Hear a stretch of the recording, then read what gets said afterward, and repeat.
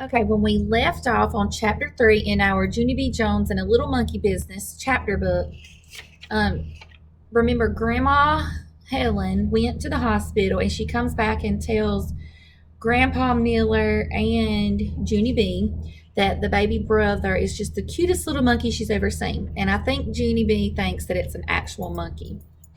All right, so chapter 4. My room at kindergarten is named Room 9. I have two bestest friends in that place. One of them has the name of Lucille.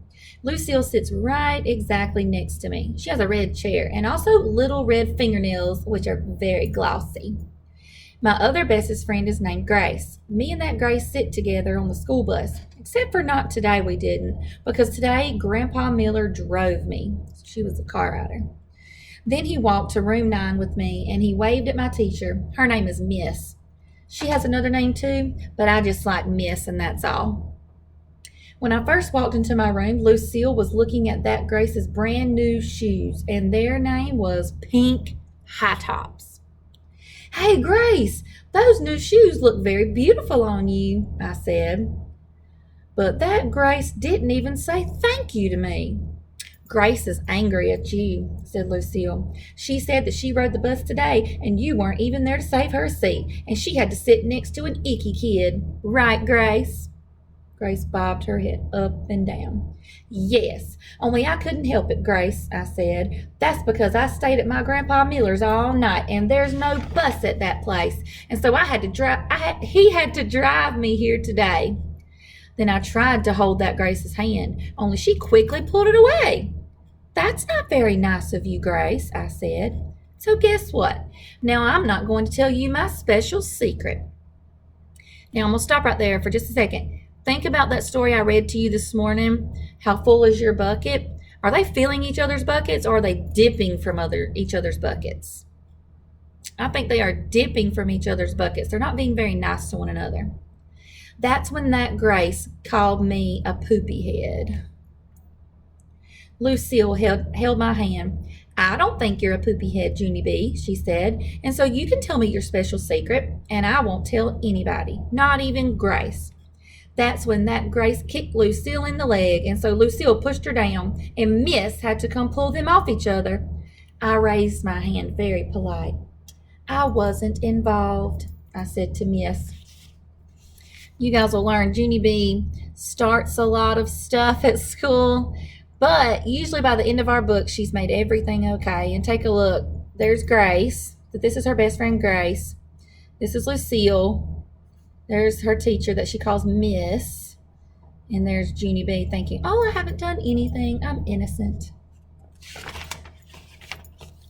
After that, we had to sit down and do some work. It's called printing our numbers.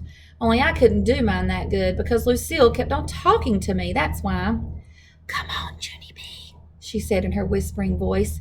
Tell me your special secret. I won't tell, I promise. Yes, only I can't, Lucille, I said, 'cause no talking to your neighbor, remember? Then Miss snapped her fingers at me. See, Lucille, I told you no talking to your neighbor, I hollered. Now I got snapped at. Just then a boy named Jim said, shh, to me. Shh, yourself, Jim, I said back.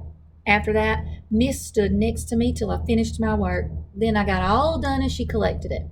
That made me happy inside, because guess what comes after work? Something very fun, that's what, and its name is show and tell. Miss stood next to her desk. Who has something interesting to share with the class today? She said. Then my heart got very pumpy because I had the most special secret in the whole wide world. I raised my hand high in the air. Ooh, ooh, ooh, me, I hollered real loud. Miss shook her head at me because I'm not supposed to go, ooh, ooh, me. She called on William. He is a crybaby boy in my class.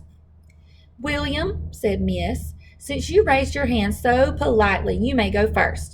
And so then William carried a paper bag in the front of the room and he took out a jar of 2 dead crickets. There's William.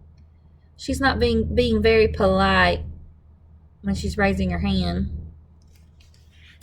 Except for William didn't know they were dead. He just thought they were sleeping. Jump, Hoppy. Jump, Russell, said William. Then he tapped on the glass. "Hey, wake up in there," he said. After that, William started shaking the jar all over the place, and he wouldn't stop. "Wake up, I said," he shouted. Then Hoppy and Russell started falling apart, and Miss had to take the jar away. That's when William started to cry, and he had to go to the nurse's office to lie down. And so then I raised my hand way high in the air again, because guess what? My show and tell was way better than 2 dead crickets. So what do you think Junie B is going to share during show and tell? I bet you already know. I know that she's super excited about her new baby brother. I wonder what she's going to tell the class. Tell me your predictions.